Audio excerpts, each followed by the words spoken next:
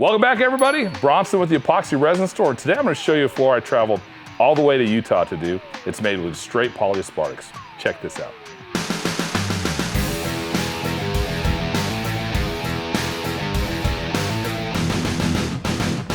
All right, everybody. This is the floor that I went all the way up to Utah to do. As you can see, it's already prepped. We've already got it with a bonding primer down and a vapor barrier we have there to protect our floor. I'll show you how to do this in an individual video coming up, but this floor is ready to be poured on. So went up to Utah and we poured this floor. This floor is a little unique in that we only use Polyaspartic. So there's no epoxy in this floor. Polyaspartic, it does not yellow at all. The UV rays just pass right through it, so you'll never have to worry about any ambering, any discoloration on this floor. It's also extremely durable, and the adhesion factor of it is very, very strong. So you don't have to worry about delamination or anything like that. And one of my favorite things is we typically use Polyaspartic as a top coat on top of epoxy because of its durability. On this one, when I pour the floor, I don't need to add a top coat because it's already made with a very, very durable material. So in this floor, I did everything at 30 square feet per gallon. So that's how I figured out how much Polyaspartic resin that we're going to put down on this floor. This floor is approximately 800 square feet, so we put down, if you do the math, I believe it was 3 kits. There are 3 gallons in a kit, 27 gallons went down on this floor.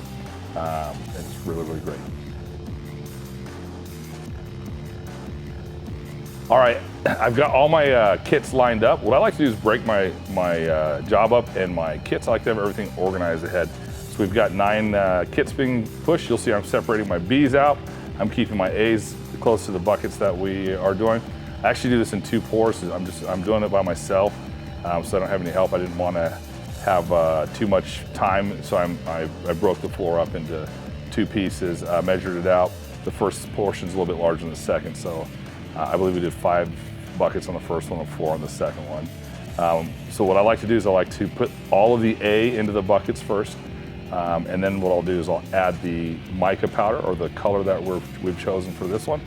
And then I mix it really, really thoroughly before I add the B and begin the reaction. Allows me to really get the micas mixed up into the product, get any clumps broke up, those kind of things.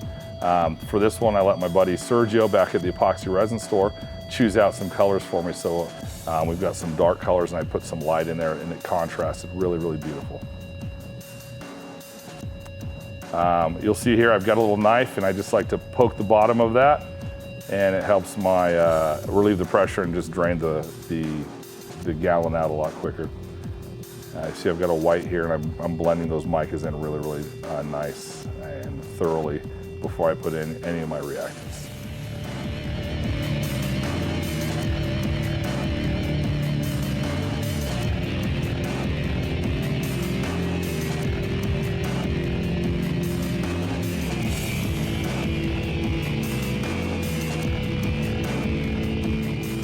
All right, now that I've got all my micas mixed up, I'm adding in my B portion here.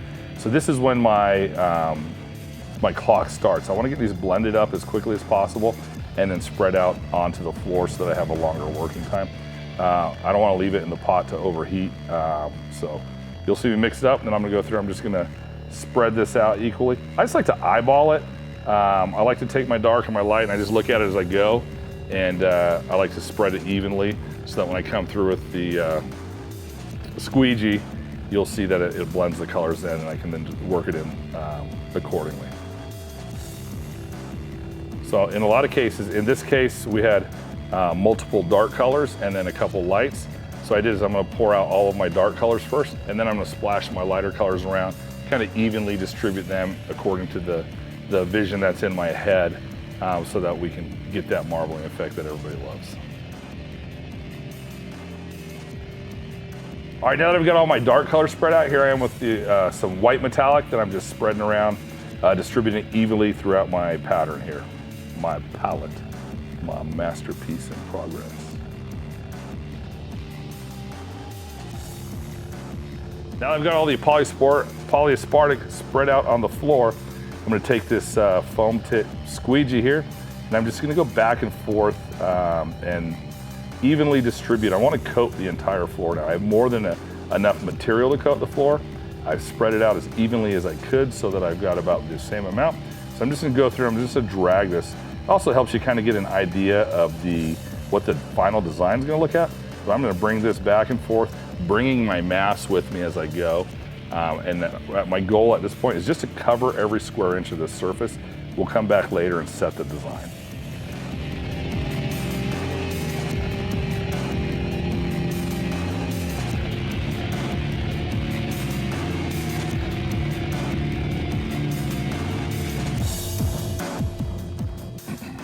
When I get close to the floor, if you'll watch right here, I'm pulling in some mass, and then what I want to do is I'm going to turn.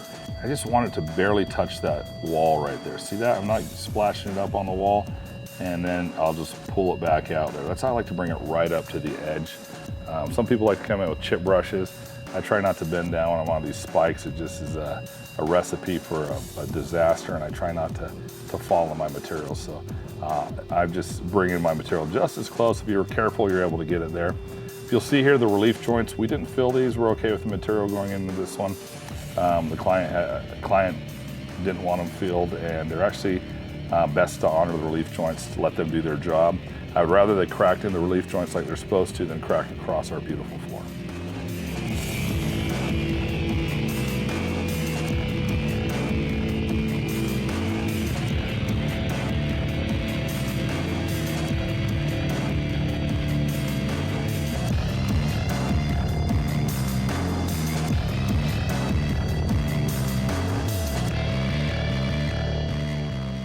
All right, now that I've got the Polyaspartic spread out all over the place, now here's where I set my design. I like to use a 9-inch roller with a 3/8 inch nap on it, on a pole here. And what I'm gonna do is, you'll see me, is I like to do figure 8s, like big ones and small ones. When you very first do it, it's gonna look not great. But then what happens is the material flows, and it gives you this really, really nice marbled effect with that particular movement I really like. So if you'll watch here, I'm doing small figure 8s, big figure 8s. And then that's how I set my design on it. And then you'll see here, it's like, oh, it looks like you're just running your nap all through there. In a way I am, but there's organized chaos to this. And then after about 10, 15 minutes, it flows all out. It moves a little bit, and you just get this really, really beautiful marbling look. The reason that I do 30 square feet per gallon is that's a lot of material that's on the floor. So there's still a lot of movement and stuff as it levels out, which really gives you the dramatic effect that people really love.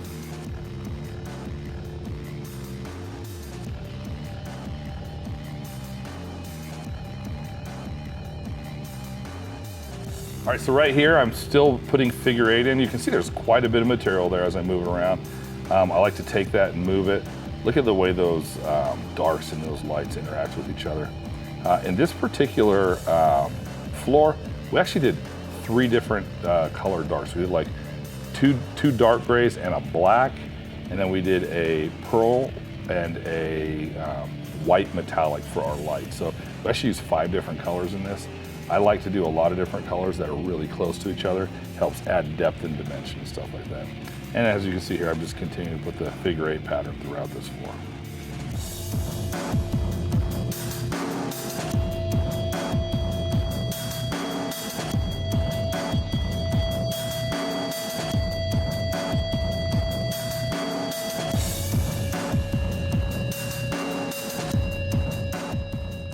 All right, now that I've got my first section spread out and the design set, I'm gonna begin my second section. So same thing again, I'm gonna put all my A in. I'm using a knife to puncture the bottom. That helps my resin flow in quicker. Put my micas in, I'm gonna mix them up really, really thoroughly with just the A. And then once that's done, then I'll add my B portion, which will begin the reaction. I'll be on the clock. I gotta start paying attention to my materials at then. And then I'm spreading them out, just like before. I'm gonna spread my dark colors out first, then I'm gonna come back with my light colors and put them evenly dispersed, and then we'll hit it with the squeegee.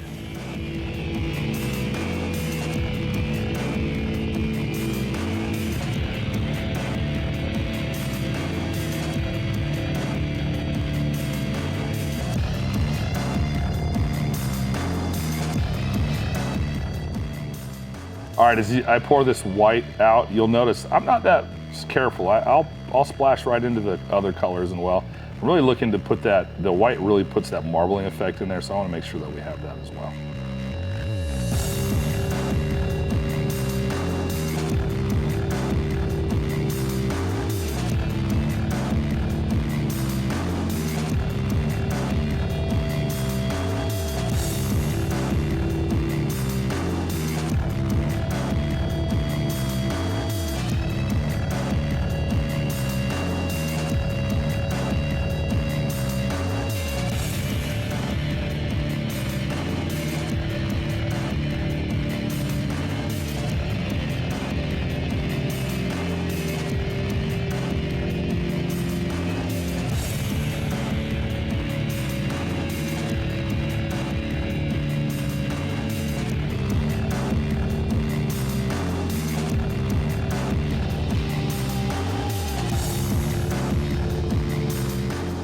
All right, and with that, we finished this floor up, and look at that beautiful marble finish.